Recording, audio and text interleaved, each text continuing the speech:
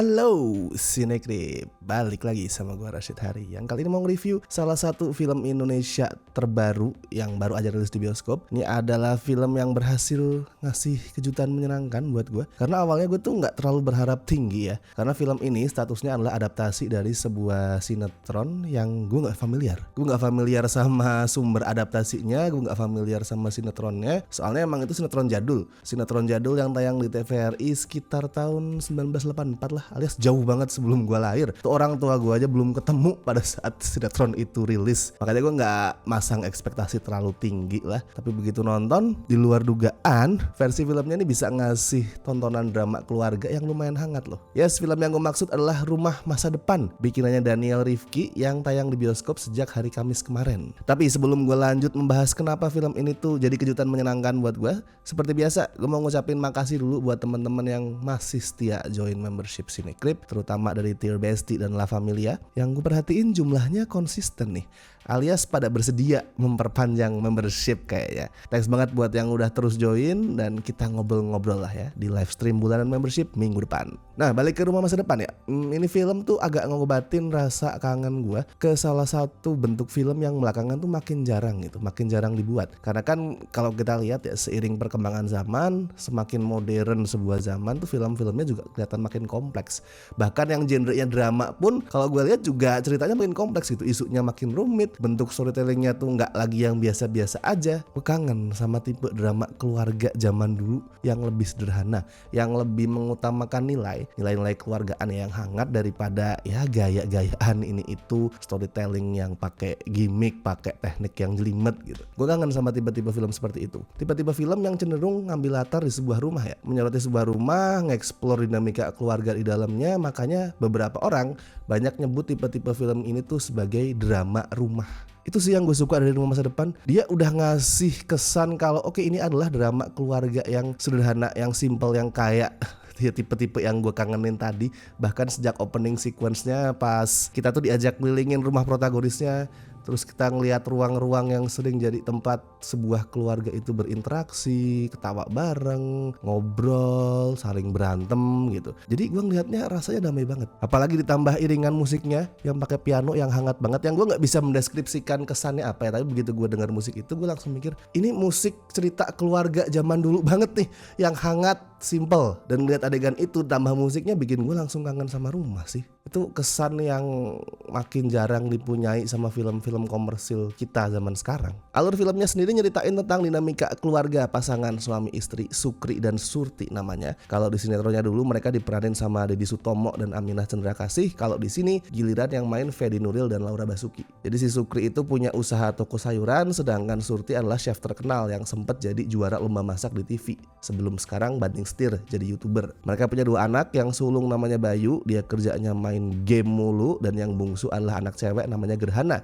yang sifatnya ceria, beda banget sama kakaknya. Suatu ketika pas keluarga ini mau liburan bareng, datanglah kabar duka, bapaknya Sukri meninggal. Akhirnya liburan itu batal dan mereka langsung pulang ke kampung Ciberem, kampung halamannya Sukri.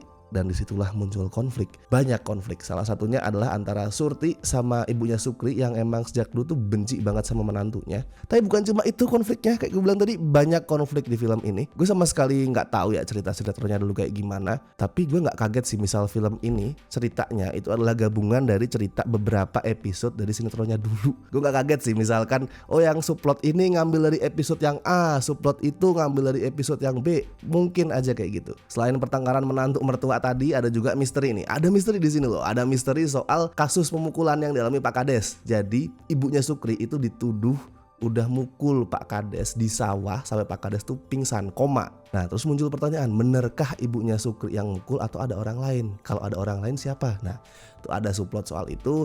Terus ada juga subplot yang intinya ya kritik sosial lah, tentang adanya mafia sayuran yang ngebuat para petani itu kesulitan ngejual hasil panen mereka karena harganya tuh dimainin. Sama ada juga soal usahanya Bayu, si anak sulung, buat bisa beradaptasi di desa itu, buat bisa berteman sama anak-anak di sana. Ada banyak subplot dan gue sebenarnya agak berharap kalau jumlah subplot itu rada dikurangin sih, biar ceritanya nggak terlalu penuh gitu, nggak terlalu sesek. Tapi untungnya storytelling storytellingnya si Daniel Rifki yang jadi sutradara sekaligus penulis naskah tuh enak. Pacingnya enak banget. Walaupun ceritanya banyak, tapi gue nggak ngerasa semua cerita itu disampaikan dengan buru-buru, dengan tumpang tindih, dengan kacau tuh nggak. Alurnya tuh mulus, ngalir dengan mulus, dan itu bikin gue tuh betah ngabisin waktu di desa Ciberem. Gue betah duduk di bioskop ngelihat ya keseharian karakternya di desa, konflik-konflik yang mereka alami, dinamika-dinamika yang libatin mereka tuh betah. Ya prinsipnya tuh selalu sama, soal kesederhanaan yang solid. Nggak perlu tambahan storytelling yang aneh-aneh, sederhana, tapi yang penting dieksekusi dengan oke.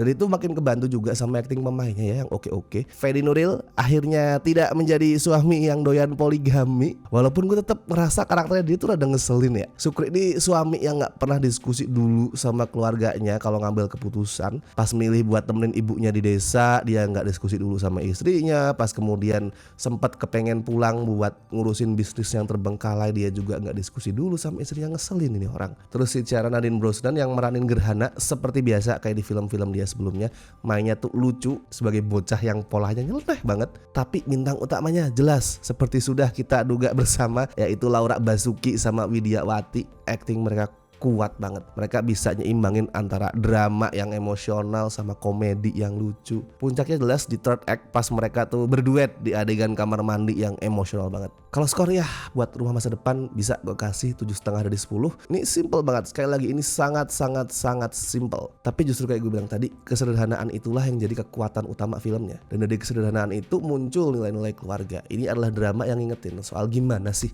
semestinya sebuah keluarga itu. Gimana sebuah keluarga nih, apapun konflik yang dihadapi harusnya tetap bisa saling bersatu dan saling menyayangi. Kalau ada masalah ya dibahas, kalau ada yang salah ya minta maaf. Simple. Jadi kalau misalkan lu masih ragu buat datang ke bioskop ngelihat Rumah Masa Depan karena lu ngerasa aduh gue gak kenal sama sinetronnya, atau mungkin aduh ini Fedi Nuril poligami lagi atau enggak, ya hilangkan semua kekhawatiran itu. Lu tonton aja.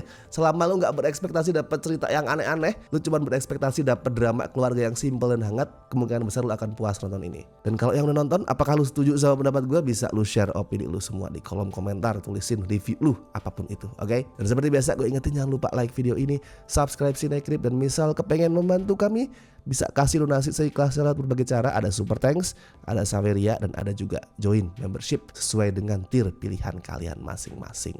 Baiklah kalau begitu, gue Rashid Hari, sampai ketemu di review berikutnya.